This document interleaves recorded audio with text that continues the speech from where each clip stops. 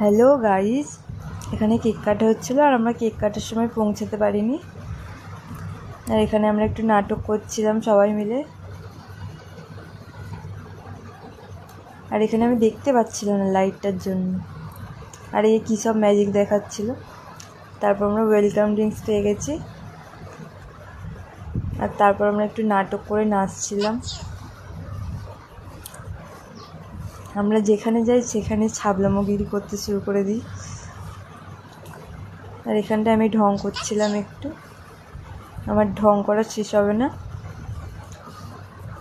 তারপর আমরা খেতে বসে যাই, খেতে বসে আমরা ঢং করছি। তারপর আমাদের খেতে দিয়ে দেয় মিক্সড ফ্রাইড রাইস আর চিকেন কষা। আর আমি এখানে খাচ্ছিলাম। তারপর লাইটে ছিল চাটনি পাঁপড়। তো টাটা।